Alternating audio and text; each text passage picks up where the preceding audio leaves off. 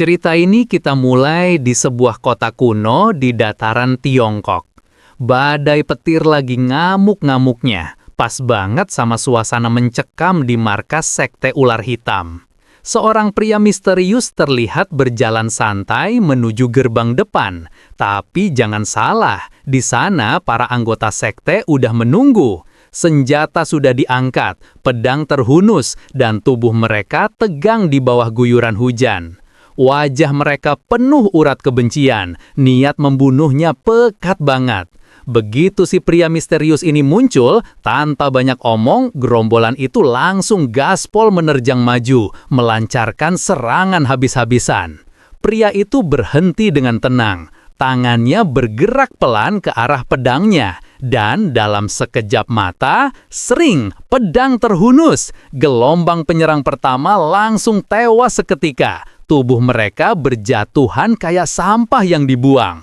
Dia menebas mereka dengan presisi yang sadis, lalu menatap sisa pasukan yang masih berdiri. Nyali mereka langsung ciut, mundur sedikit buat ganti strategi. Tapi karena dasarnya bodoh, mereka maju lagi keroyokan dari segala arah sambil teriak-teriak.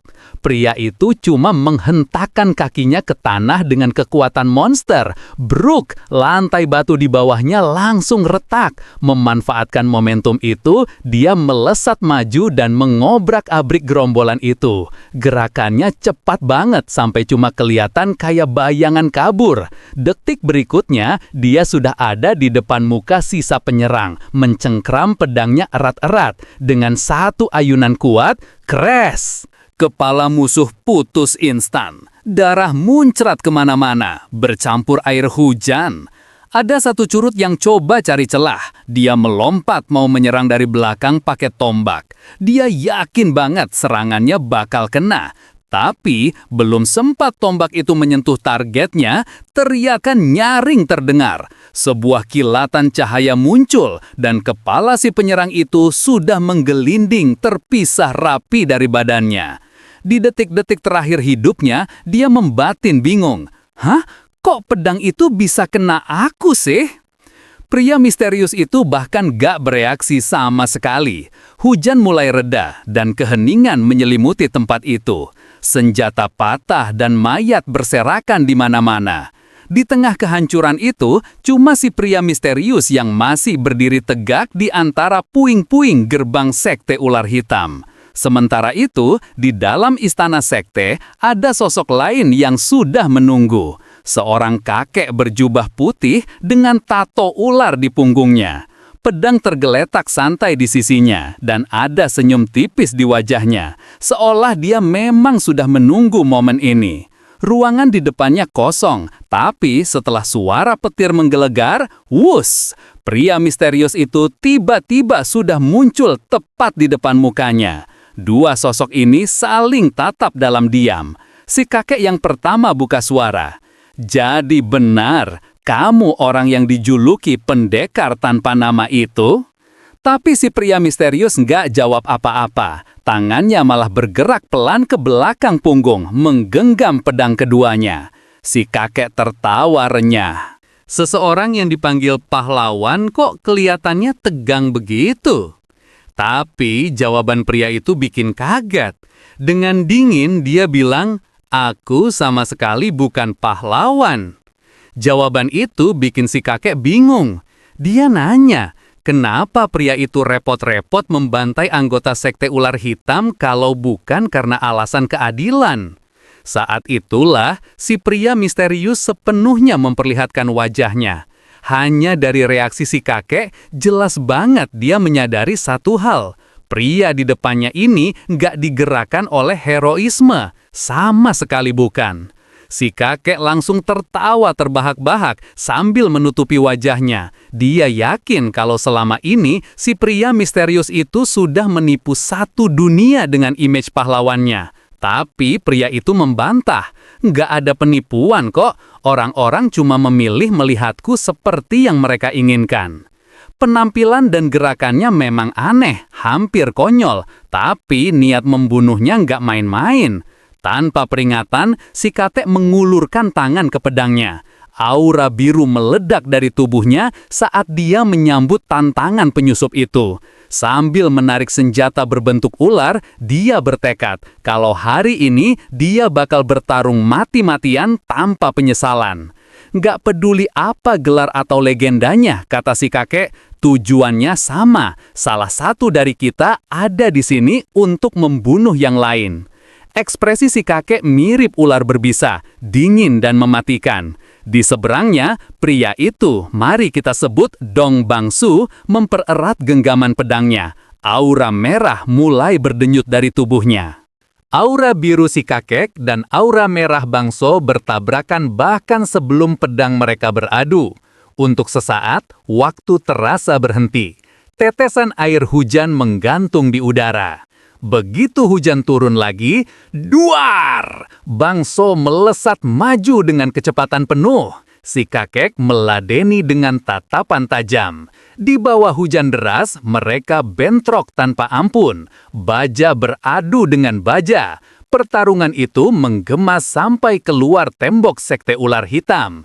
Tapi akhirnya, pertempuran itu berakhir juga. Bangso berdiri tegak, darah melapisi pedangnya. Saat dia melangkah keluar dari area sekte, dia menyarungkan pedangnya. Sebuah seringai tipis terbentuk di wajahnya saat guntur bergemuruh. Dalam kilatan cahaya petir, fitur wajahnya terlihat jelas. Itu bukan wajah pahlawan, itu adalah wajah seorang psikopat murni. Untuk memahami ceritanya, kita harus mundur jauh ke masa lalu. Sebuah kelopak bunga jatuh ke dalam gentong berisi darah. Di sebelahnya ada mayat. Darah mengalir deras menuruni tangga batu yang panjang. Terdengar suara langkah kaki. Bukan satu atau dua orang, tapi pasukan besar sedang menaiki tangga yang berlumuran darah itu. Kalau dilihat dari jauh, pemandangannya ngeri banget. Pasukan besar dari berbagai aliansi sedang berbaris di bawah bendera sekte masing-masing, mulai dari Shaolin, Wudang, sampai Namgung, mendaki menuju sebuah sekte kuno yang megah di puncak gunung. Di barisan paling depan ada 4 tokoh penting, seorang biksu, seorang kakek, dan 2 pendekar lainnya. Si biksu menatap pembantaian itu dengan tatapan gak percaya. Dia bergumam, "Inikah akhir bagi mereka yang punya ilmu terlarang?" Mayat-mayat anggota sekte berserakan di tanah kayak binatang ternak yang baru disembelih. Ada yang diseret, ada yang ditebas di tempat. Pemandangannya begitu mengerikan sampai para biksu nggak sanggup melihatnya. Kakek pendek berteriak histeris. Kehancuran kayak gini cuma bisa dilakukan oleh iblis. Monster macam apa yang bisa bikin kekacauan begini? Tapi kakek satunya mengangkat tangan, menyuruhnya diam. Shh, ada seseorang yang mendekat. Di bawah tumpukan batu, satu sosok masih berdiri. Melawan segala kemustahilan, dia masih hidup, bergerak maju selangkah demi selangkah. Kakinya gemetar hebat, tubuhnya dingin dan basah kuyup oleh darah. Pedangnya hancur, pakaiannya robek-robek penuh luka. Dengan sisa tenaganya, dia mengumumkan kalau sektenya sudah musnah total. Kakek dari aliansi berteriak kaget. Dia mengenali orang itu sebagai ketua sekte Gunung Hua alias pendekar pedang bunga plum. "Bagaimana mungkin kamu masih hidup?" teriak si kakek. Pria yang nyaris mati itu dengan darah yang terus mengucur berkata lemah, "Kehancuran ini cuma disebabkan oleh satu orang saja." Tanpa peringatan, cahaya pink yang intens meledak dari arah belakang si pendekar bunga plum. Kepanikan melanda anggota aliansi. Mereka teriak panik, "Tahan serangan itu!" Tapi terlambat. Boom! Ledakan dahsyat merobek area itu. Tubuh dan potongan anggota badan terlempar ke udara. Saat debu mulai menipis, terlihatlah pemandangan mengerikan. Pendekar pedang bunga plum itu sudah terbelah 2 dengan rapi. Teriakan marah menggema di seluruh lembah, menuntut si penyerang misterius itu buat menunjukkan batang hidungnya. Nggak lama kemudian, sesosok figur muncul dari balik debu ledakan. Dia berjalan santai banget sambil menenteng sebuah kepala yang putus di tangan kirinya. Tatapannya tenang, seolah dia cuma lagi jalan-jalan sore, padahal di depannya ribuan pasukan aliansi sudah siap menerkam.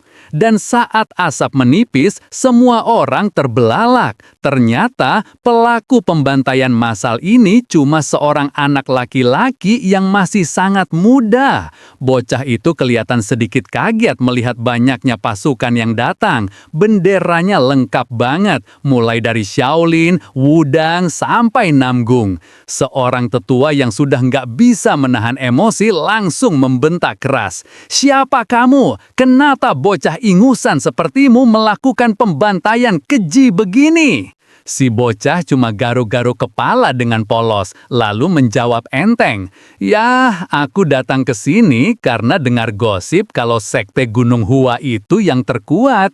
Dia diam sebentar, lalu dengan gerakan meremehkan, dia menjatuhkan kepala yang dia pegang ke tanah.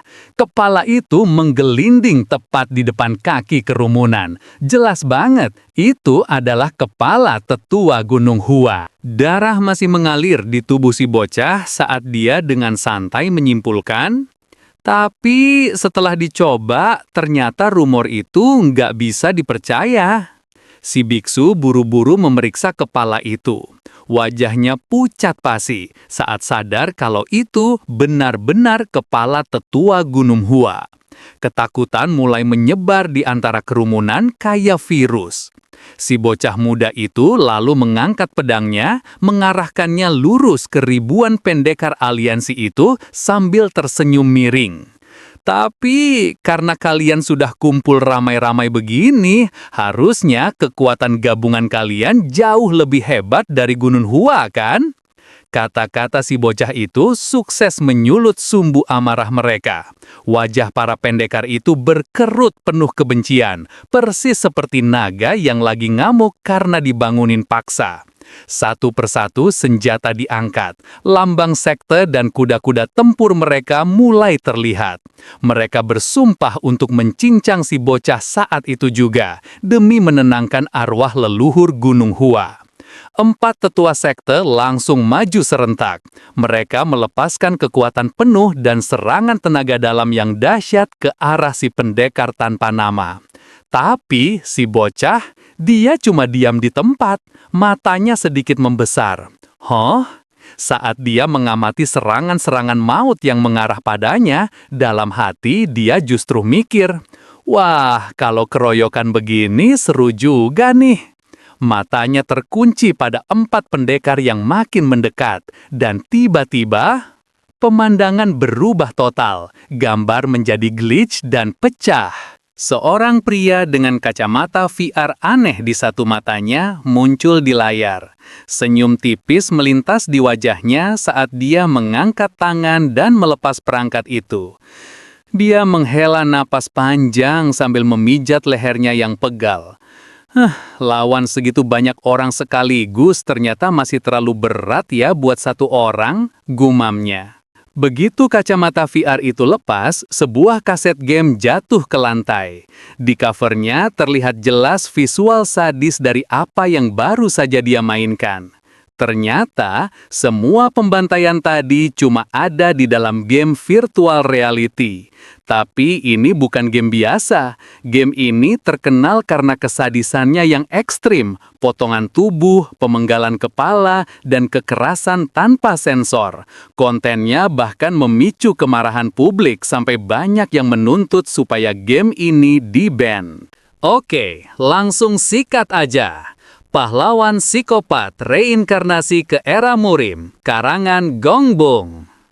Bocah misterius tadi adalah avatar dari pria ini, Dong Bangsu. Dia duduk di apartemennya yang gelap, menatap kaset itu dan merenung. Nggak ada game lain yang sensasinya bisa menandingi ini. Dia menyimpulkan kalau lain kali dia harus main dengan cara yang lebih rapi. Istilahnya main bersih, biar nggak mati konyol dikeroyok.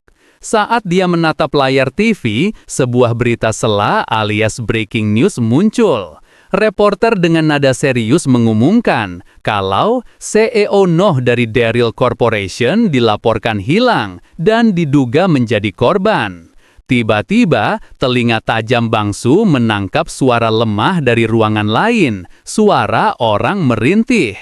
Minta tolong, dia menoleh santai ke arah suara itu. Oh, sudah sadar rupanya. Sebelum berdiri, dia mengambil sebuah benda dari belakang kursinya, sebuah palu godam yang permukaannya dilapisi sesuatu mirip kulit. Dia berjalan santai, menyeret kakinya menuju sumber suara itu. Di dalam ruangan gelap dan pengap, seorang pria duduk terkulai di lantai. Darah kering mengenang di bawahnya, sementara darah segar masih mengalir di wajahnya. Begitu cahaya lampu menyorot wajahnya, kondisinya kelihatan mengenaskan. Satu mata bengkak tertutup, air mata mengalir dari mata satunya, dan keringat dingin membasahi seluruh tubuhnya. Itu adalah CEO Noh yang diberitakan hilang tadi. Saat dia memohon ampun dengan putus asa, Bang Su duduk di depannya, menatapnya dengan tatapan dingin tanpa emosi. "Kamu beneran mau aku tolong?" tanya Bang Su pelan. Tiba-tiba, tangan Bang Su mencengkeram wajah CEO Noh, menekan pipinya dengan kekuatan monster sampai pria itu sulit bicara. Pria itu menjerit ketakutan. "Aku nggak tahu kenapa aku diculik. Aku nggak salah apa-apa. Sumpah aku orang baik-baik." Suaranya meninggi di sela-sela tangisannya. Bang So melepaskan cengkeramannya kasar, membuat kepala CEO Noh tertunduk lemas. Brak! Bang So melempar tumpukan foto ke lantai tepat di depan mata Noh. Foto-foto itu menampilkan adegan pembunuhan brutal. Wanita dan pria diperlakukan seperti mainan belaka sebelum dibunuh dengan cara yang sakit. Pemandangan di foto itu benar-benar mengerikan, dan pelakunya jelas adalah si CEO ini. Rasa takut CEO Noh langsung berubah jadi kemarahan defensif. Dari mana kamu dapat foto-foto ini?" Bang So menjawab dengan nada datar. "Kalau kamu memang gak bersalah dan sesuci itu, kamu gak akan pernah jadi targetku." Melihat bukti itu sudah terbongkar, pertahanan mental CEO Noh runtuh. Dia kembali meraung, "Aku bertobat, aku janji nggak bakal ulangi, tolong jangan bunuh aku." Saat air mata buaya membasahi wajahnya, Bang So malah menarik kerahnya dan melemparnya ke samping kayak melempar karung beras. Dengan nada dingin dan bosan dia berkata, "Kenapa kamu fasih banget minta ampun begitu? Aku bosan dengarnya, skripnya sama terus." Nggak peduli siapa yang ngomong, Bang So mengangkat palunya tinggi-tinggi, siap mengakhiri hidup sampah masyarakat ini. Tapi sebelum palu itu mendarat, buk! CEO Noh nekat menerjang maju dan menghantam perut Bang So dengan sisa tenaganya. Bang So terpental ke belakang menabrak pintu masuk. Ternyata CEO Noh berhasil merobek tali yang mengikat tangannya. Dia berdiri dengan gigi gemeretak. Adrenalin bikin marahnya sekarang lebih besar dari rasa takutnya. Dia berteriak mengancam dan berhasil merebut palu yang terlepas dari tangan Bang So. Tapi Bang So, dia cuma menyeringai, seolah ini hiburan buat dia. CEO Noh maju sambil teriak ke setan, mengayunkan palu itu dengan niat membunuh. Wus! Bang So menghindari serangan itu dengan gampang, membiarkan palu godam itu menghantam lantai kosong. Saat CEO Noh mendongak, matanya terbelalak ngeri. Dalam satu gerakan kilat, Bang So mendaratkan tinju brutal ke perut Noh, diikuti tendangan keras tepat di wajahnya. Brak! Tubuh CEO Noh terpental jauh ke seberang ruangan dan menghantam lantai dengan suara gedebuk yang ngilu. Wajahnya sekarang hancur total. Kedua matanya bengkak tertutup, pipi dan hidungnya remuk. Gigi-gigi patah berhamburan dari mulutnya. Dia menjerit nggak jelas, merangkak mundur ketakutan. Jauh-jauh, jangan mendekat, aku nggak mau mati. Saat tubuh Noh gemetar hebat di pojokan, Bangso akhirnya bicara soal filosofi hidupnya. Dengar ya, kata Bangso sambil berjalan mendekat. Sebagian besar manusia itu pada dasarnya herbivora, lemah dan cuma bisa makan rumput.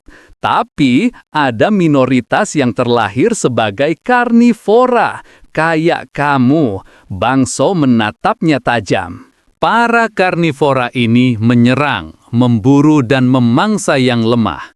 Dan tugasku adalah memburu para predator itu. Matanya dingin tanpa ampun saat dia mendeklarasikan dirinya. Aku adalah pemburu atau hunter yang menghancurkan mereka yang memangsa orang lain. CEO Noh melirik mayat lain yang ada di ruangan itu dan menjerit histeris, mentalnya hancur.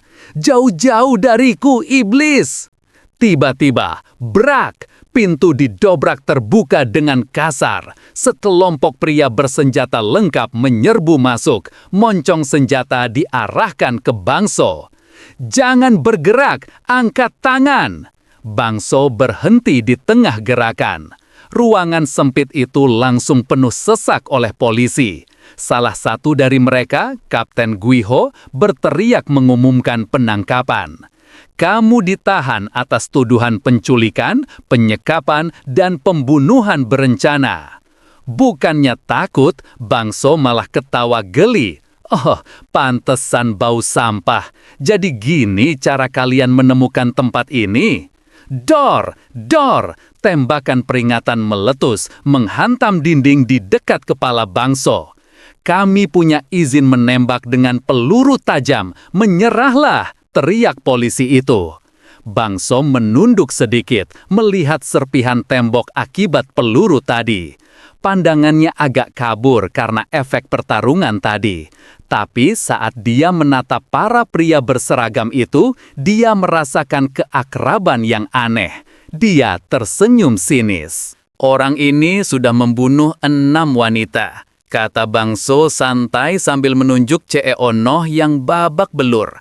Dia menyiksa mereka, memotretnya, lalu membunuhnya buat koleksi pribadi. CEO Noh di lantai menangis meraung-raung, langsung akting jadi korban paling menderita sedunia. Bangso melanjutkan, tatapannya menembus mata para polisi itu. Banyak dari kalian yang pakai seragam itu sebenarnya juga pembunuh kan? Kalian itu sama saja, binatang. Kalian cuma karnivora yang berlindung di balik lencana buat memburu orang biasa. Dia merentangkan tangannya, menantang maut. Aku adalah pemburu yang memangsa makhluk kayak kalian. Harusnya kemarahan kalian itu buat orang yang lagi ngesot di lantai itu, bukan aku. Salah satu polisi mengarahkan senjatanya ke arah Bangso sambil santai menyalakan rokok dengan tangan satunya. Dia kelihatan gak peduli sama sekali dengan omongan si pembunuh ini. Yang aku lihat di sini cuma pembunuh psikopat yang menculik orang, katanya sambil menghembuskan asap rokok dengan nada meremehkan. Bangso tertawa getir. Dia membatin. Ngomong sama penegak hukum memang gak ada gunanya dari awal. Munafik semua. Genggamannya pada palu mengerat sampai buku jarinya memutih. Tangannya gemetar, bukan karena takut, tapi karena niat membunuh yang meluap tak terkendali. Hentikan dia, jatuhkan senjatanya, teriak polisi itu panik saat melihat pergerakan Bangso. Tapi terlambat. Bangso menerjang maju secepat kilat dan menghantamkan palu itu tepat ke kepala CEO Noh. Crash! Kepala itu hancur, mati instan. Bersamaan dengan itu, suara tembakan membahana di ruangan sempit itu. Dor! Peluru panas menembus dada Bangso, tepat menghunjam jantung. Dunia rasanya pecah berkeping-keping. Pandangannya mulai gelap. Dalam kesadarannya yang memudar dengan cepat, satu pikiran muncul sangat jelas di benaknya. Kalau aku diberi kehidupan lagi, aku mau hidup di tempat yang penuh binatang buas, di mana aku bisa membunuh tanpa ditahan-tahan oleh hukum konyol ini. Bangso tewas dengan senyum puas terukir di wajahnya. Saat dia membuka mata lagi, rasanya aneh. Kali ini dia merasa tubuhnya jauh lebih muda, seolah terlahir kembali di dunia lain. Bingung, dia sadar kalau dia masih punya kesadaran meskipun tadi jelas-jelas sudah ditembak mati di jantung. Aku masih hidup, batinnya. Saat pikiran itu baru terbentuk, seorang pria misterius mendekat. Pria itu mandor macil, mendecih sinis, kaget melihat bocah di depannya masih bernafas. Cih, masih napas ternyata. Padahal aku sudah capek-capek menyeret tubuhmu dari pasar. Sia-sia banget serangan tadi. Dia menatap bocah itu dengan tatapan mengancam. Kalau aku yang nembak, kamu pasti sudah mati. Tapi tenang saja, besok kamu pasti mati beneran. Bang! Macil melempar tubuh bocah itu ke dinding yang tertutup tanaman kering. Dampaknya bikin dia jatuh terkapar keras ke tanah. Pandangannya kabur, syok dan bingung menyelimuti seluruh inderanya. Dia mencoba meraih batu di dekatnya buat senjata pertahanan. Tapi tiba-tiba rasa sakit yang luar biasa menjalar di sekujur tubuhnya. Tulang-tulangnya terasa remuk. Dia ambruk labih, batuk-batuk parah sampai tubuhnya kejang. Saat dia merentangkan tangannya yang gemetar, dia sadar ada yang aneh, sesuatu yang salah besar. Dengan cepat, dia merobek bajunya yang compang-camping untuk memeriksa kondisinya. Masih pusing, dia menatap tubuhnya sendiri. Ini bukan tubuhku, pikirnya panik. Ini bukan tubuhnya yang kekar dan penuh luka tempur. Ini tubuh orang lain, tubuh seorang bocah yang kulitnya penuh memar ungu dan luka siksaan yang gak dia kenali. Perlahan dia melihat sekeliling kandang kuda yang bau itu, lalu menatap ke langit asing di atasnya. Kilatan pengenalan muncul di matanya. Dengan suara berbisik dan serak, dia mengeja satu kata, Murim. Saat dia memeriksa tulisan-tulisan di dinding sekitarnya, dia sadar kalau semuanya ditulis dalam aksara dunia persilatan kuno. Cahaya putih terang tumpah dari celah pintu, menyinari tubuhnya yang sekarang kurus kering dan kurang gizi. Dia ambruk, menekan tangannya ke lantai tanah. Air mata mengalir di wajahnya saat dia mencakar kulitnya sendiri. Dia berbisik histeris, menyadari kalau keinginan terakhirnya sebelum mati benar-benar terwujud. Di tengah rasa sakit itu, senyum mengerikan perlahan terbentuk di bibirnya. Sebuah pesan hologram tiba-tiba muncul di hadapannya, melayang seperti cermin di udara. Player Dong Bangso, selamat datang di Murim Online, dunia tempat yang terkuat berkuasa. Ekspresinya berubah gelap, dan senyum horor yang bisa bikin merinding perlahan menyebar di wajahnya. Dunia di mana yang kuat memangsa yang lemah, sempurna. Untuk tahu kenapa tubuh ini bisa hancur begini, kita perlu mundur sedikit ke masa lalu pemilik tubuh aslinya. Di sebuah kandang kuda yang kotor, pemilik tubuh asli, Sosam, sedang sibuk membersihkan kuda. Tangannya bergerak dengan ritme yang stabil dan terlatih, membersihkan kotoran tanpa henti. Tubuhnya sudah nggak bereaksi lagi sama bau busuk kotoran kuda atau rasa capek yang menusuk tulang. Dua hal itu sudah lama jadi teman akrabnya sehari-hari. Tiba-tiba, brak, pintu kandang ditendang terbuka dengan kasar. Belum sempat pekerjaannya selesai, mandor Macil muncul di belakangnya sambil menutup hidung dengan jijik. Dengan gestur nggak sabaran, dia menyuruh Sosam untuk ikut. Jelas banget kalau dia terganggu sama bau badan Sosam. Tapi bocah yang menahan bau itu nggak dapat simpati sedikit pun. Tugas lain sudah menunggu, dan kepatuhan mutlak itu wajib hukumnya. Sosam sempat ragu, menoleh ke belakang karena sadar kalau kerjaan di kandang belum beres. Tapi keraguan itu dijawab dengan kekejaman. Macil mencengkeram kerahnya kasar, mengingatkan posisinya. "Heh, budak, jangan banyak mikir," bentak Macil. Sebagai anak yatim piatu yang cuma bertahan hidup dari sisa makanan keluarga dan dia nggak punya hak buat bertanya. Melawan pun nggak ada gunanya. Diseret paksa, dia nggak punya pilihan selain menurut. Mereka sampai di sebuah bengkel pandai besi yang panas. Di sana ada Pak Tua pandai besi yang berdiri di antara tumpukan pedang usang. Tapi tunggu, ada sosok besar yang mengintimidasi di sana. Itu adalah Guak Dongo, kaki tangan Macil yang terkenal kasar. Pak Tua bingung, kenapa Macil malah menghilang dan kenapa Dongo yang ada di sini. Dongo menjawab santai sambil nyengir. "Macil lagi sibuk menikmati hidup di tempat lain, bebas dari tanggung jawab." Alasan konyol yang gak bikin siapapun terkesan. Fokus Pak Tua tetap ke pekerjaan. Tugasnya simpel tapi sadis, memindahkan tumpukan raksasa pedang berkarat dan senjata hancur. Pak Tua menggeleng pelan. Kerjaan ini terlalu berat buat 2 orang saja. Tapi Dongo malah menganggap itu lucu. Tawanya menggema di bengkel saat dia bilang, "Tenang aja, Kek. Kita kan udah punya sapi perah yang sempurna buat kerja ginian." Tanpa peringatan, Dongo menendang punggung Sosam dengan brutal sampai bocah itu tersungkur mencium tanah berdebu. Sosam terkapar, napasnya sesak, dan bunyi mik terdengar karena paru-parunya kena hantam keras. Dongo membentak, "Bangun, mulai kerja sana!" Suaranya penuh ketidaksabaran dan niat jahat. Sambil mengosok tangannya, Dongo dengan santai mengubah rencananya sepihak. "Kamu kerjain semuanya sendirian ya, sapi perah?" Puas dengan keputusan itu, Dongo pergi meninggalkan bengkel, membiarkan bocah itu tergeletak sakitan. Pak Tua pandai besi cuma bisa melihat dalam diam. Rasa kasihan sempat muncul di wajah tuanya, tapi hilang secepat itu juga. Akhirnya dia memilih diam dan kembali menempa besi, membiarkan penderitaan Sosam berlanjut tanpa campur tangan.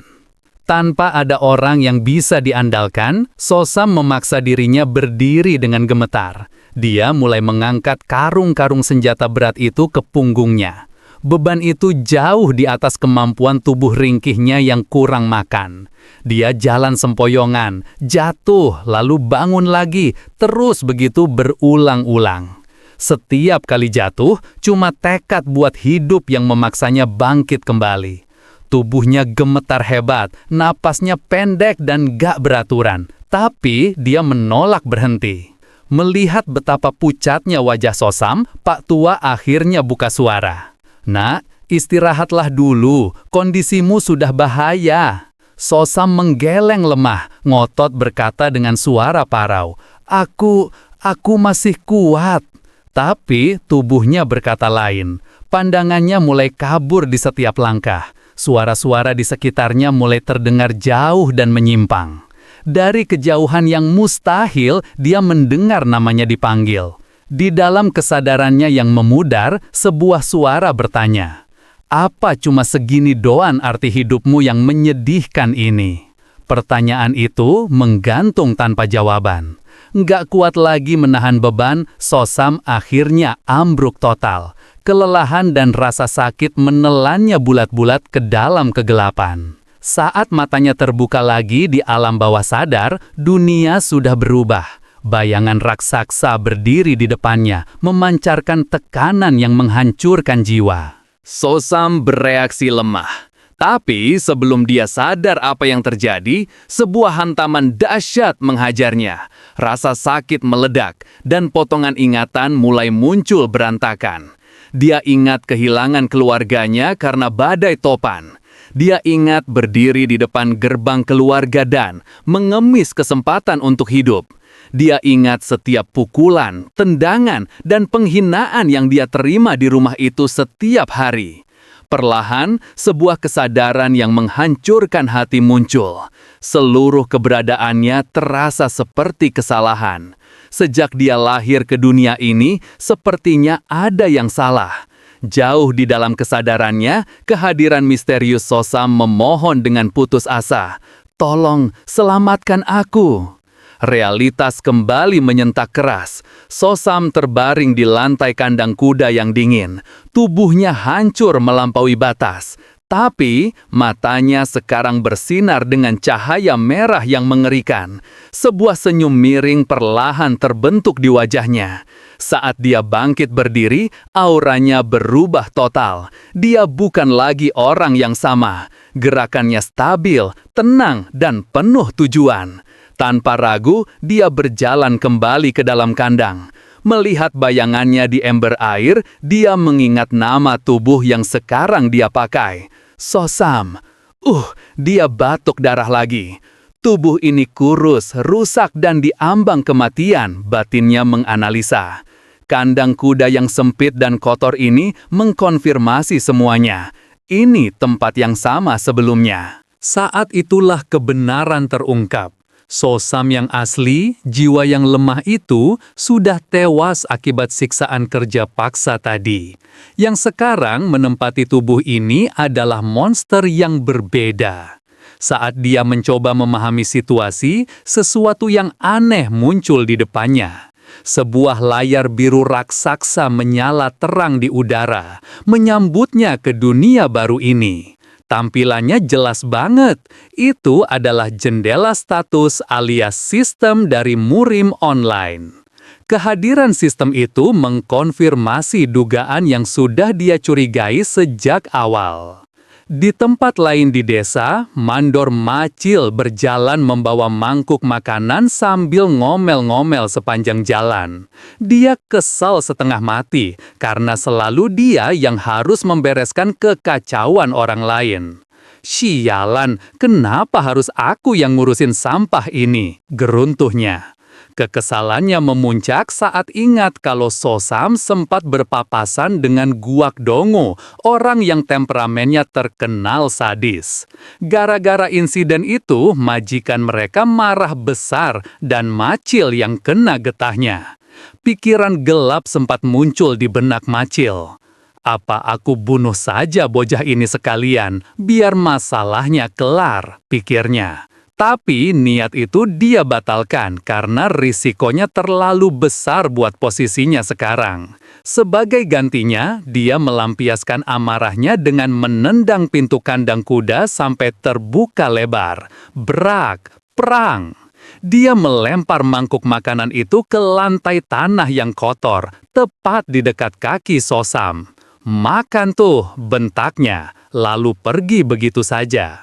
Bocah itu tetap diam. Mata merahnya yang bersinar mengamati semuanya dengan ketenangan yang bikin merinding.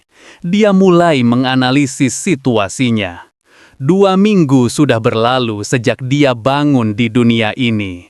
Selama waktu itu, dia diam-diam mengumpulkan informasi dengan menguping pembicaraan Macil dan mengamati sekitar. Hal pertama yang dia pelajari, orang-orang bicara bahasa Mandarin, tapi tempat ini bukan Tiongkok biasa. Di halaman latihan dekat situ, para penjaga berlatih pedang dengan kecepatan yang gak manusiawi. Para petarung melompat tinggi di udara, bergerak lebih cepat dari yang bisa dilakukan tubuh normal. Formasi mereka berubah dengan sinkronisasi sempurna. Bela diri di sini bukan legenda atau pertunjukan sirkus. Ini nyata. Seorang pelatih maju dan mulai memainkan jurus pedangnya dengan fokus tinggi. Begitu yang lain mengikuti, gerakan mereka selaras sempurna. Saat Sosam melihat itu, sebuah realisasi tertanam kuat di benaknya.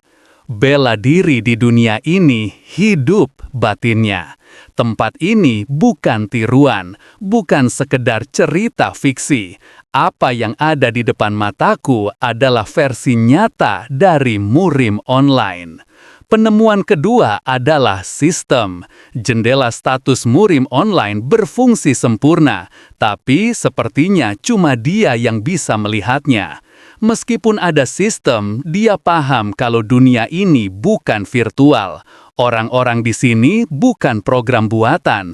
Mereka berpikir, merasa, menderita, dan hidup dengan kehendak sendiri. Mereka bukan NPC. Saat menatap layar biru itu, dia bertanya-tanya, "Aku ini masih manusia atau cuma pemain game?"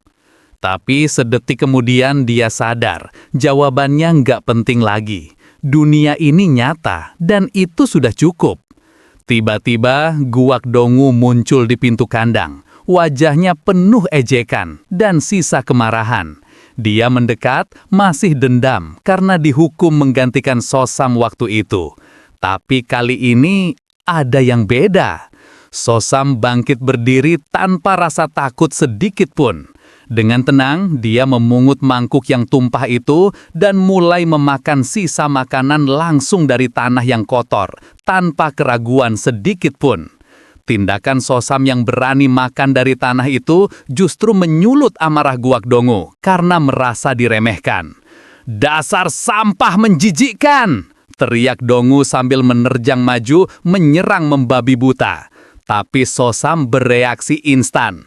Dia mengangkat mangkuk itu dan menangkis serangan Dongu dengan timing yang presisi. Tang! Kaget setengah mati, wajah Dongu pucat.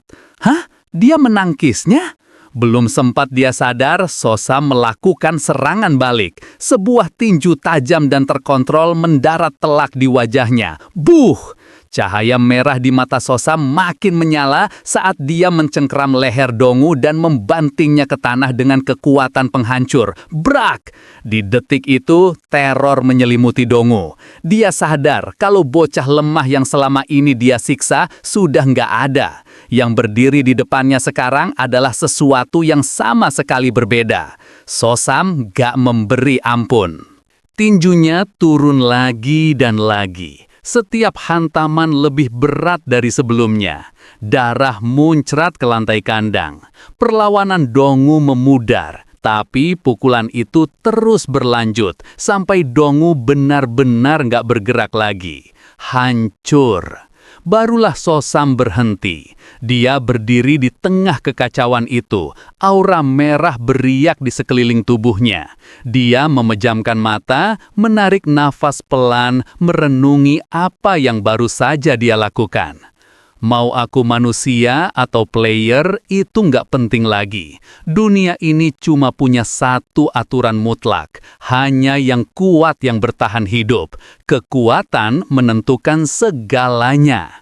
Di sini nggak perlu sembunyi-sembunyi dari hukum. Dia bukan mangsa, dia adalah predator.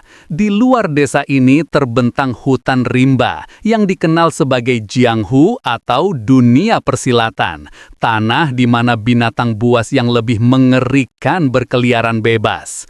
Memikirkan hal itu justru bikin senyum tipis muncul di wajahnya. Begitu tubuh ini pulih, dia bakal mulai berburu lagi. Bagi predator sejati, dunia ini bukan neraka, ini surga. Dan di tanah suci Murim ini, Sosam akhirnya menemukan tempat di mana dia harusnya berada. Kembali ke realita, dia duduk di samping tubuh kaku Guak Dongu buat memulihkan tenaga. Jujur saja nggak ada kepuasan membunuh kroco yang nggak berarti kayak gini. Tapi ada satu hal penting yang harus dikonfirmasi. Dengan ekspresi tenang, dia menatap mayat itu, bersiap menguji teori gila yang ada di kepalanya. Begitu dia fokus, perintah yang familiar aktif. Layar biru raksasa muncul di depan matanya. Jendela inventory terbuka, membanjiri pandangannya dengan cahaya. Sekilas lihat saja, ada perbedaan krusial. Di game Murim Online, slot inventory itu kaku dan kotak-kotak. Tapi di sini, ruangannya beda banget. Ini seperti ruang hampa tanpa batas yang luas. Penasaran, dia pelan-pelan menjulurkan tangan ke layar melayang itu. Sensasinya nyata banget. Ruang di dalamnya membentang tanpa ujung, jauh melebihi kapasitas ratusan gudang. Tatapannya beralih dari tangannya ke mayat Guak Dongu. Ide gila mulai muncul. Mengingat bagaimana sistem bekerja di game, dia mendekati mayat itu dan menempelkan tangannya ke wajah Dongu yang sudah hancur. Simpan, bisiknya dalam hati. Responnya instan. Tubuh mayat itu terdistorsi secara nggak wajar, berkedip-kedip kayak gambar rusak atau glitch, berjuang mempertahankan bentuknya. Detik berikutnya, cahaya biru menelannya, menyedotnya ke dalam seolah ditelan lubang hitam tak kasat mata. Wush! Dalam hitungan detik, mayat Guak Dongu lenyap tanpa meninggalkan jejak sedikit pun. Sosam menatap dalam diam, agak kaget juga. Kepraktisan kemampuan ini jelas luar biasa. Membuang mayat nggak pernah segampang ini. Tapi pikiran yang lebih berbahaya muncul di benaknya. Kira-kira makhluk hidup bisa disimpan di situ juga nggak ya? Kalau bisa, mereka tetap hidup nggak di dalam sana?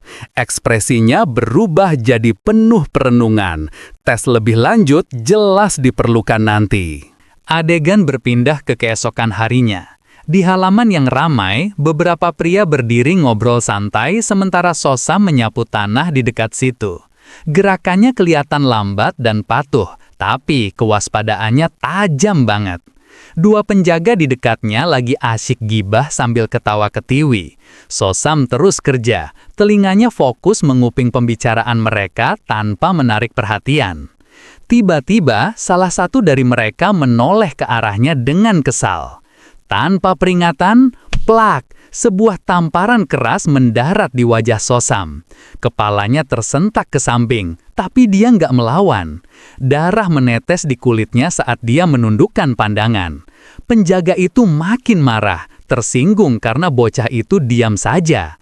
Dia mengira Sosam mendadak jadi bisu atau tuli.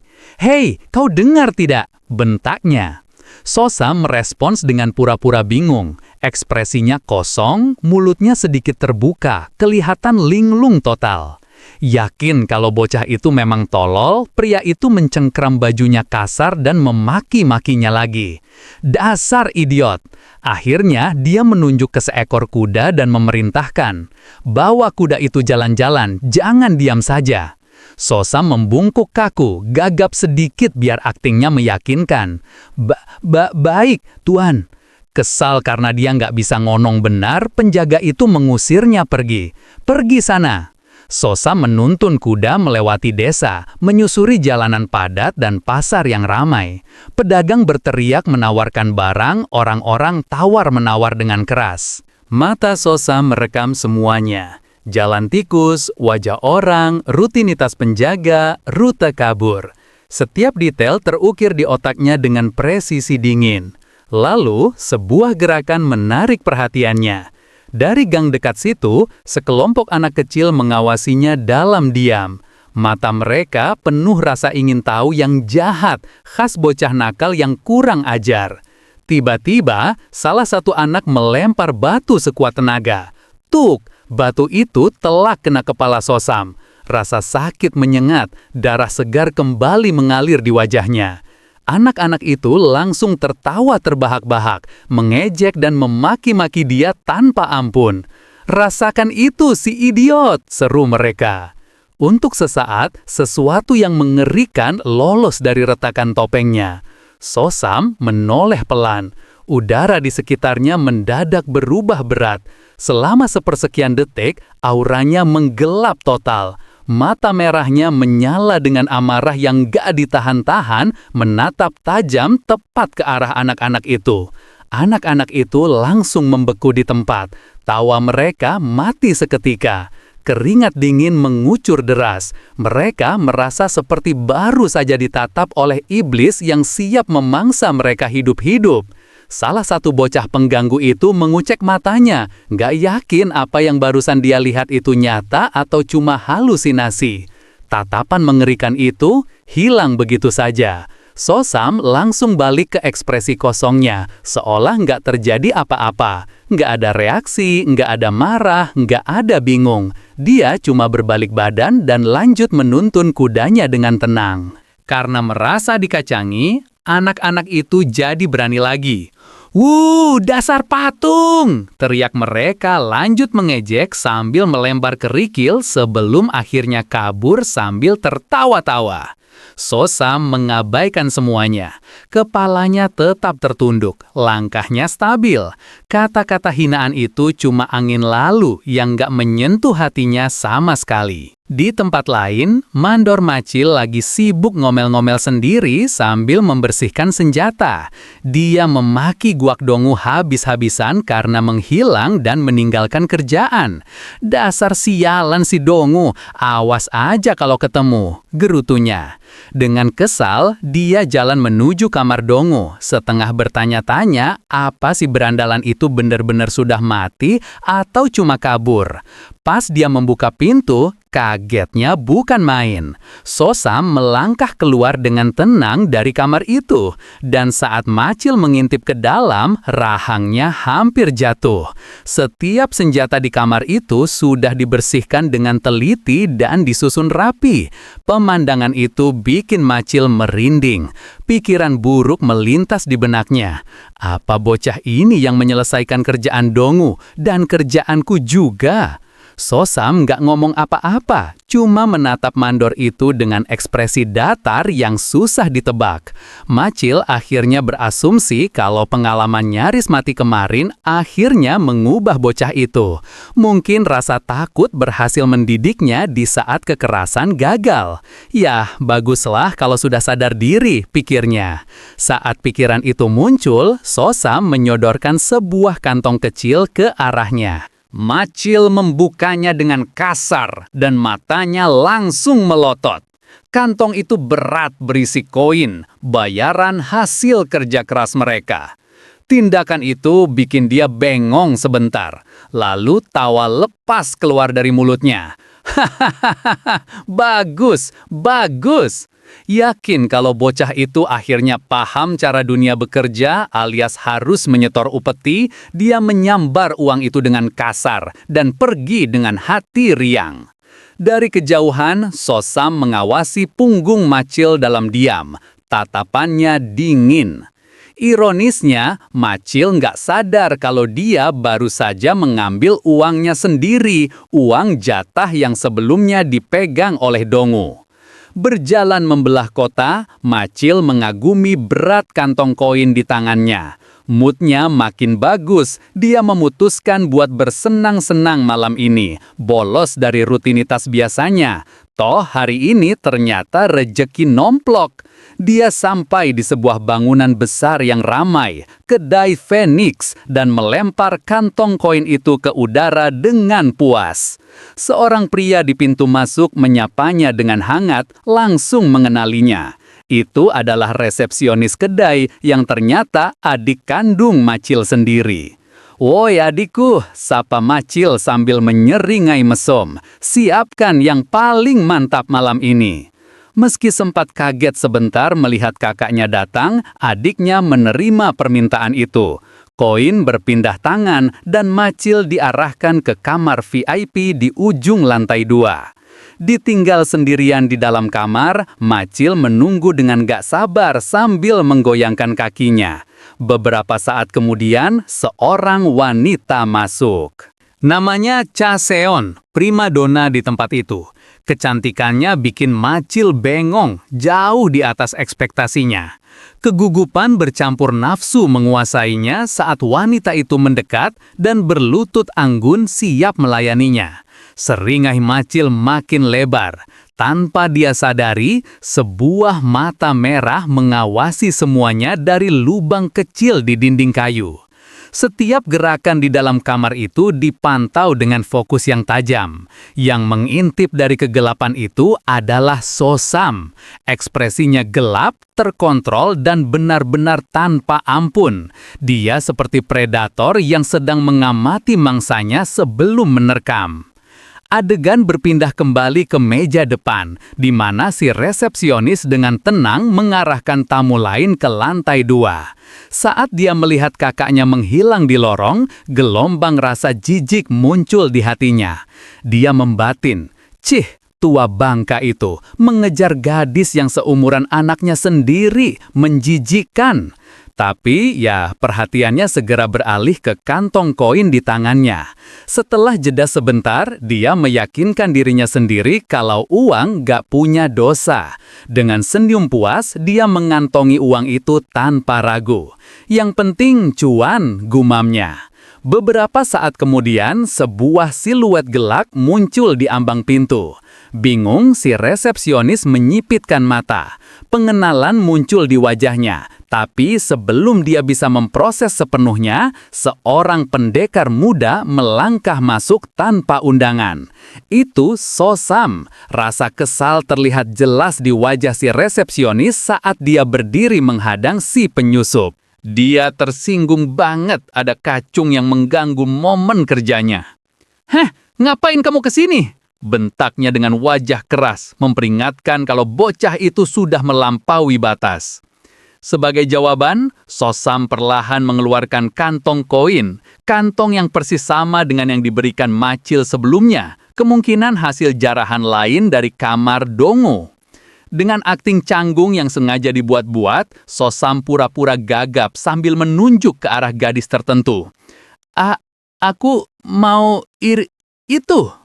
Melihat kilau uang, keserakahan langsung memadamkan amarah si resepsionis. Matanya berbinar hijau. Dia menyambar kantong itu, membukanya dengan semangat, dan memastikan isinya penuh koin. Realisasi langsung menghantam otaknya. Wah, malam ini rejeki nomplok, dapat untung double dari kakak dan kacungnya. Tanpa banyak bicara lagi, dia langsung menuju ke kamar kedua di ujung lorong, tepat bersebelahan dengan kamar Macil. "Lewat sana, jangan berisik." Jalan masuk sudah terbuka lebar. Sosam bergerak tanpa suara menuju tujuannya. Tapi bukan ke kamar kosong, melainkan menyelinap ke kamar target utamanya.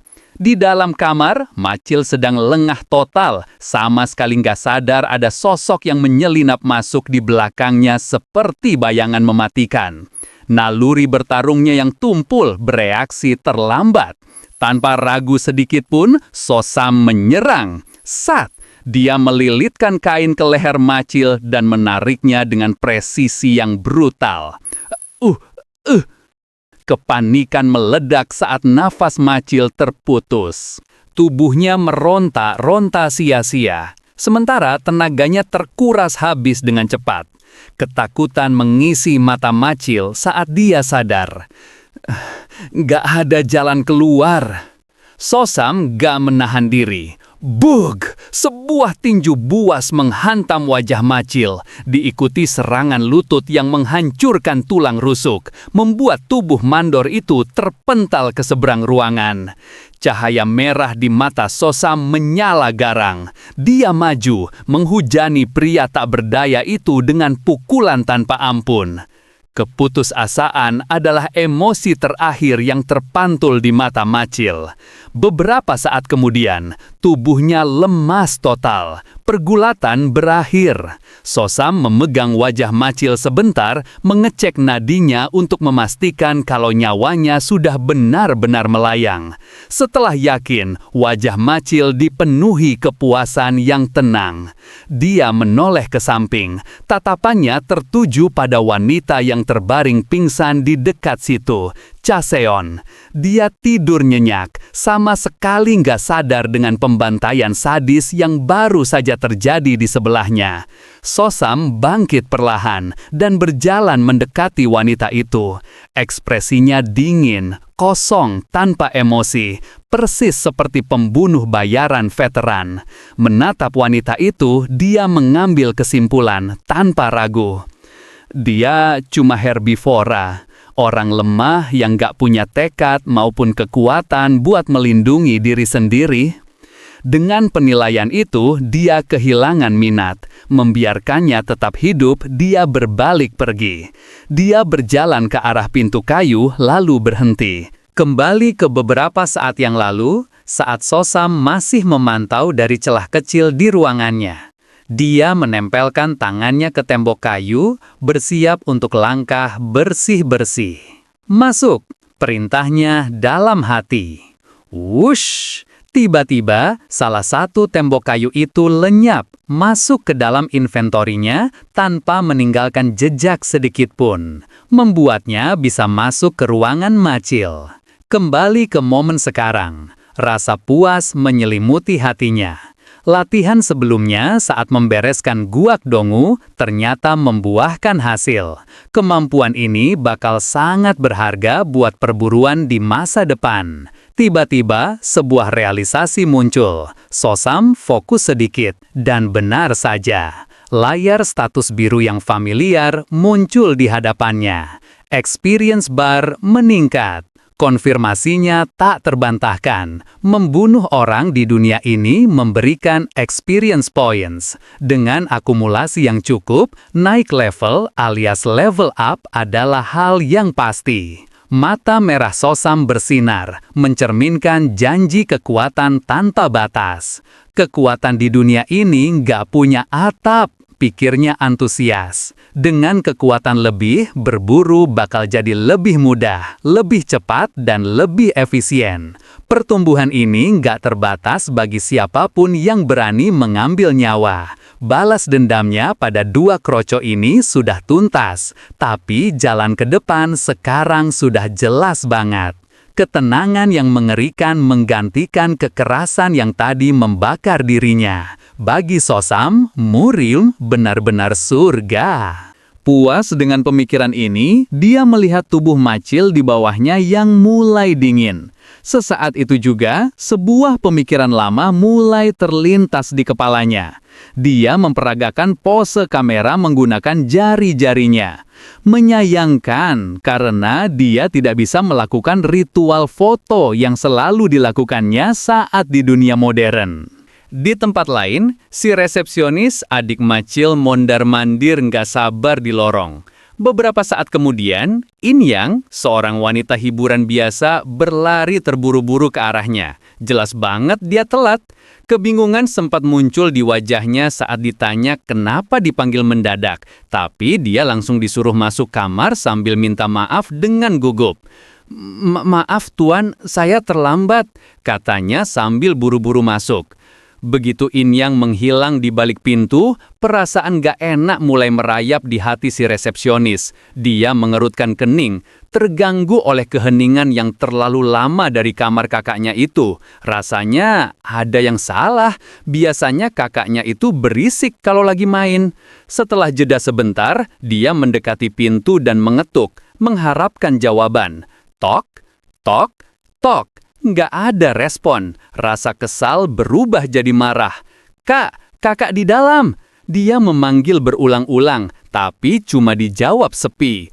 Tiba-tiba, sebuah jeritan tajam wanita memecah keheningan lorong. Horor menyergap si resepsionis. Tanpa ragu, dia mendobrak pintu. Brak! Di dalam, In Yang sudah meringkuk di sudut kasur, gemetar hebat karena ketakutan setengah mati. Matanya terbelalak menatap ke atas. Pemandangan utuh terungkap di depan mata si resepsionis. Dari langit-langit kamar, sesosok bayangan gelap tergangkung, berayun perlahan. Kaki yang tak bernyawa menggantung di udara. Itu adalah Macil. Pemandangan itu membekukan darahnya. Ketakutan dan rasa nggak percaya membanjiri pikirannya saat menatap mayat kakaknya sendiri yang tergantung kaku. Dia nggak habis pikir siapa yang bisa melakukan tindakan sekeji ini tanpa suara sedikit pun. Di suatu tempat di dalam bayangan, sang predator sudah pergi menjauh tanpa jejak. Cerita berpindah ke Provinsi Anhui.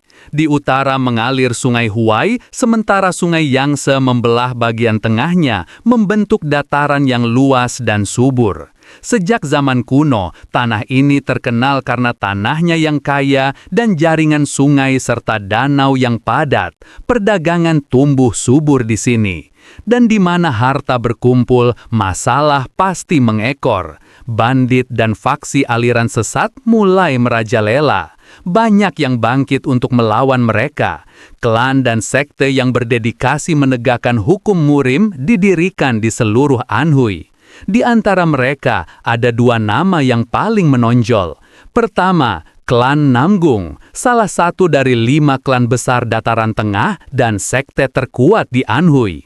Kedua, keluarga Dan. Meskipun gak seprestigius Namgung, mereka punya sesuatu yang sama ditakutinya. Pasukan tempur khusus mereka, divisi pedang penembus langit. Dan yang lebih penting, divisi intelijen dan penegak hukum mereka, pasukan gagak hitam, Black Crow Squad. Lewat efisiensi yang kejam dan koordinasi yang tak tertandingi, pasukan gagak hitam punya reputasi yang menyebar ke seluruh Anhui. Kemampuan intelijen mereka saking hebatnya sampai sekte pengemis yang bangga tahu segalanya dengan enggan mengakui kalau mereka kalah saing setidaknya di wilayah ini. Tapi belakangan ini bahkan pasukan gagak hitam menghadapi masalah yang gak bisa dijelaskan dengan mudah. Di dalam markas, seorang bawahan membungkuk dalam saat menyerahkan gulungan laporan kepada atasannya. Pria yang menerimanya adalah Kapten Guiho, pemimpin pasukan gagak hitam. Saat matanya memindai isi laporan itu, pikiran suram muncul. Bunuh diri lagi. Ini sudah jadi wabah. Selama beberapa bulan terakhir, hampir 100 orang bunuh diri. Kasus bunuh diri memang biasa terjadi, tapi nggak pernah dalam skala sebesar ini. 1 atau 2 per bulan itu normal, tapi ini sesuatu yang salah. Yang paling bikin dia gelisah bukan jumlahnya, tapi kesempurnaan kasusnya. Setiap TKP itu sempurna alias flawless, setiap bukti selaras, setiap keadaan menunjuk tanpa ragu ke arah bunuh diri, nggak meninggalkan celah, nggak ada kontradiksi, nggak ada ruang buat ragu sedikit pun. Mata Guiho menyipit saat pertanyaan mengerikan terbentuk di benaknya. Kekuatan macam apa yang bisa bikin kematian terlihat sebersih ini? Apa hal semacam itu mungkin dilakukan manusia? Memecah keheningan berat itu, Guiho bertanya pada bawahannya tentang asal kasus terbaru ini. Siapa yang mati kali ini? Bawahannya menjawab tegas. Seorang pengrajin senjata yang berafiliasi dengan keluarga Dan, namanya Macil. Tatapan Guiho langsung menajam. Dia anggota keluarga Dan. Konfirmasi datang tanpa ragu. Guiho tanpa sadar mempererat cengkraman di lehernya sendiri saat memvisualisasikan kejadian itu lalu bertanya, di mana lokasi kejadiannya? Di jantung kota, di penginapan bernama Kedai Phoenix, lapor bawahannya. Guiho langsung berdiri. Kita ke sana sekarang. Bawahannya kaget. Apa perlu kapten turun tangan langsung untuk kasus bunuh diri? Menatap keluar pintu, ekspresi Guiho mengeras. Aku harus melihatnya dengan mata kepalaku sendiri. Beberapa saat kemudian, mereka sampai di Kedai Phoenix yang ramai dan bising. Berdiri di depan kamar yang tertutup garis polisi, Guiho memastikan lokasinya. Seorang pelayan berbaju merah membungkuk dan membenarkan, menjelaskan kalau dia dan wanita bernama Cha Seon yang menemukan Macil tergantung di langit-langit kamar itu. Guiho menatap pintu dalam diam, pikirannya berpacu. Kalau wabah bunuh diri ini sebenarnya adalah serangkaian pembunuhan, maka pertanyaan paling penting masih belum terjawab. Bagaimana caranya pelaku masuk ke kamar ini buat membunuh Macil? Cuma ada satu cara buat tahu. Di dalam, ruangan itu remang-remang dan seluruhnya terbuat dari kayu. Jendela-jendelanya dipaku mati dengan rapat. Guiho melangkah masuk dengan ekspresi serius dan mulai melakukan inspeksi teliti. Dia memeriksa setiap sudut, merendahkan tubuhnya ke lantai buat mencari tanda-tanda tersembunyi. Dari ambang pintu, salah satu anak buahnya melapor. Lapor, Kapten. Kami sudah mencari setiap celah dan sudut, nggak ada jalan bagi penyusup buat masuk tanpa terlihat. Guiho menempelkan tangannya ke dinding kayu. Kalau memang begitu kasusnya, maka cuma ada satu kemungkinan yang tersisa. Tatapan tajamnya terkunci pada sambungan antara balok kayu vertikal yang membentuk dinding itu. Perlahan, dia menyusuri permukaan dinding dengan tangannya, mempertimbangkan implikasi mengerikan dari dugaannya itu. Analisisnya tajam. Kalau balok-balok kayu ini dilepas, pasti bakal tercipta jalan masuk yang jelas. Tapi saat dia meneliti kayu itu lebih dekat, sebuah kontradiksi muncul. Permukaannya mulus sempurna, tanpa goresan sedikit pun. Balok-balok ini nggak pernah dilepas. Sambil mendongak ke langit-langit, Guiho bertanya, apa mungkin melepas balok ini tanpa membongkar atapnya? Bawahannya langsung menjawab, mustahil Kapten. Balok-balok ini terkunci dalam alur yang terhubung ke langit-langit dan lantai. Tanpa membongkar kerangkanya, nggak ada cara buat mengeluarkannya. Ruangan ini sama sekali nggak memberikan jawaban, dan ketiadaan petunjuk itulah yang paling meresahkan. Dihadapkan pada teka-teki yang mustahil ini, Guiho mengepalkan tangannya. Keraguan mulai muncul di benaknya. Dia mulai mempertanyakan, apa ini benar-benar bunuh diri? Dia berbalik menatap anak buahnya dan bertanya tajam. Ada orang yang menginap di kamar sebelah saat kematian Macil? Bawahan berseragam merah itu mengonfirmasi. Benar, ada tamu lain, seseorang yang datang di waktu yang hampir bersamaan dengan Macil. Mata Guiho membelalak sedikit, antisipasi menajamkan ekspresinya. Siapa namanya? Dia adalah Sosam dari keluarga Dan. Adegan berpindah. Sosam dengan jiwa Dong Bangso berjalan santai melewati desa sambil menuntun kudanya. Perhatiannya tertuju pada jendela status tak kasat mata di depannya, di mana setiap atribut masih ditandai dengan tanda tanya. Dia merenungkan poin pengalaman EXP yang dia dapat dari pria yang dia bunuh di penginapan tadi, Macil. EXP-nya jauh melampaui korban-korban sebelumnya. Realisasi dingin muncul. Pria itu adalah seorang seniman bela diri, batinnya. Cengkramannya pada tali kekang mengerat saat pemahamannya tentang sistem makin dalam. Membunuh individu yang lebih kuat memberikan EXP lebih besar. Tapi dia juga sadar bahayanya. Melawan seniman bela diri sungguhan dengan kondisinya yang sekarang sama saja cari mati. Bahkan prajurit terlemah dari keluarga Dan pun masih jauh di atas levelnya saat ini. Pikirannya bekerja dengan kejernihan yang dingin. Yang dia butuhkan adalah target yang ada di antara rakyat jelata dan seniman bela diri. Mangsa yang bisa menjembatani celah kekuatan itu persis seperti yang akan dia hadapi sebentar lagi. Tiba-tiba, suara ejekan keras memecah ketenangan jalanan. Woi, lama nggak ketemu, makin ganteng aja kamu, Sosam. Sekelompok preman melangkah maju, memblokir jalannya. Pemimpin mereka menyeringai lebar, memanggil nama Sosam dan mengejek karena bocah itu nggak memberi salam pada seniornya dengan benar. Sosam tetap diam, wajahnya datar. Saat tawa mereka pecah, salah satu preman maju sambil bercanda kasar. Pemimpin mereka menimpali dengan nada sarkas. Hahaha, nggak mungkinlah Sosang kecil kita berani macam-macam. Dia kan anak baik. Saat gerombolan itu makin mendekat, mata Sosam menyipit. Tatapan dingin dan merendahkan muncul di matanya. Pikirannya langsung bekerja cepat, menilai level ancaman di depannya. Cuma kumpulan preman pasar, batinnya meremehkan. Boh, sebuah tinju tiba-tiba melayang telak ke wajahnya. Salah satu preman mengejek, nggak peduli seberapa nggak bergunanya kamu tetap anggota klan kan? Harusnya punya uang jajan dong. Sosam menerima pukulan itu dalam diam. Meski sakit, dia malah menyeringai dalam hati. Dia bertanya-tanya, apa Sosam yang asli menghabiskan seluruh hidupnya diinjak-injak sama sampah kayak gini? Menyedihkan.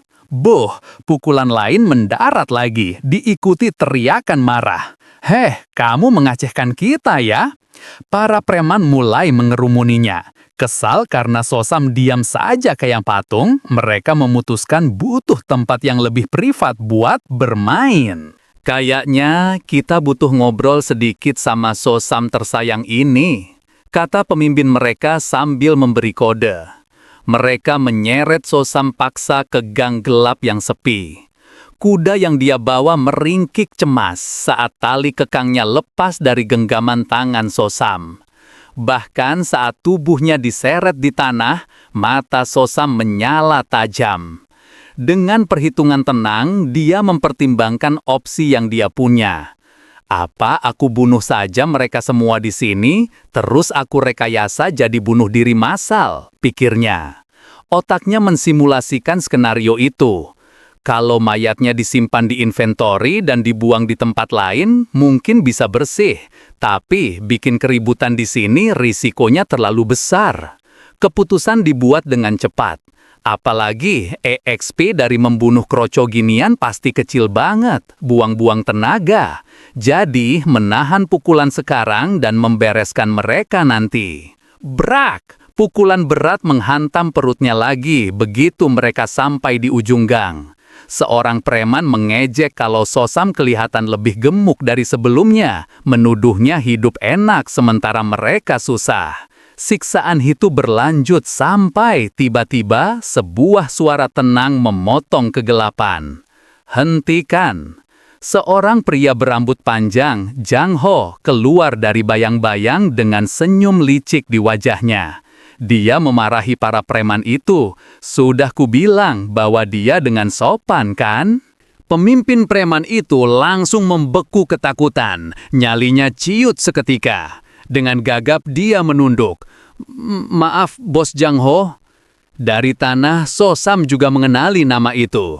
Jang Ho mengabaikan kekerasan itu sepenuhnya dan malah mendekati kuda Sosam. Dia membelai surai kuda itu dengan lembut, memujinya sebagai hewan yang bagus. Lalu dengan santai dia mengungkapkan niat aslinya. "Dengar, pemimpin organisasi bawah tanah punya obsesi sama kuda," kata Jang Ho pelan, "dan aku berencana memberikan kuda ini sebagai hadiah spesial buat beliau." Masih sambil membelai kuda, Jang Ho menoleh ke arah Sosam dan bertanya dengan nada yang dibuat ramah. "Gimana menurutmu, Sosam?" Senyum serakah dan jahat menyebar di wajah Jang Ho. Sosam langsung paham situasi sebenarnya. Niat membunuh alias killing intent pria ini jelas banget. Kebenarannya sederhana. Jang Ho dari awal memang berniat membunuhnya dan mengambil kuda itu. Drama sopan santun tadi cuma omong kosong. Tapi yang gagal dia sadari adalah dia memilih mangsa yang salah. Melihat Sosam diam saja, Jang Ho berkomentar, "Kenapa diam saja? Bingung ya?" Dia mendekat, suaranya berubah jadi ancaman dingin. "Aku nggak suka mengulang omongan, serahkan kudanya, atau..." Sosam perlahan mengangkat kepalanya. Ekspresinya tenang, menantang, dan sama sekali nggak terguncang. Dia menjawab datar, "Bunuh saja aku langsung, nggak usah pura-pura tanya segala, basi." Jawaban itu bikin para preman bengong. Salah satu dari mereka nyeletuk kaget. "Loh, dia bisa ngomong, kirain bisu." Di detik kejutan itulah, Sosam bergerak. Dia melancarkan tinju kosong ke arah Jang Ho. Sesaat itu juga dia melontarkan, diaktifkan. Energi biru cemerlang meledak di sekitar tangannya, menyebar keluar seperti pusaran cahaya yang silau. Sebuah pisau panjang keluar dari dalam penyimpanan sistem dan langsung diarahkan tepat ke Jang Ho. Keras. Sebelum bisa bereaksi, jeritan kesakitan menggema saat bilah tajam itu menusuk tepat ke tubuhnya. Jang Ho cuma bisa melongo tak percaya saat darah muncrat ke wajahnya. Sebuah pisau menembus dada preman itu entah dari mana. Darah hangat mengalir deras saat tubuhnya lemah seketika. Horor menyebar di antara para preman saat melihat cahaya matahari dari kegelapan gang sempit yang menyinar seperti cahaya ilahi. Seketika itu juga, boom! Ledakan energi lain meledak keluar, kali ini bercampur dengan warna merah muda yang mengerikan. Salah satu pria menutup matanya, menjerit saat rantai energi bermanifestasi dengan debu dan melilit tubuhnya dengan kuat. Jendela sistem yang familiar muncul beruntun di depan Sosam. Selamat, kamu telah naik level di Murim Online. Keringat dingin mengucur deras di wajah para preman yang tersisa. Teror memakan kewarasan mereka. Di tempat Sosam berdiri tadi, sekarang hanya ada siluet monster gelap yang diselimuti aura merah dan hitam. Wajah pemimpin preman itu terpelintir ngeri. Dia menjerit sekuat tenaga. Dia iblis! Insting pertamanya adalah kabur. Kepanikan mengalahkan akal sehat. Ketakutan berubah jadi keputusasaan saat dia berteriak pada teman-temannya yang masih bengong. "Serang dia! Bunuh iblis itu sekarang atau kita yang mati!" Tapi, melihat sosok Sosam yang tampak seperti iblis bermata merah yang sedang memancari korbannya, seketika itu juga dia terdiam. Makasih yang udah nonton sampai habis. Apakah harus kubuat update mingguan kayak truk makanan Paman Chun? Komen di bawah ya. Aku, Benih, pamit undur diri. Bye-bye.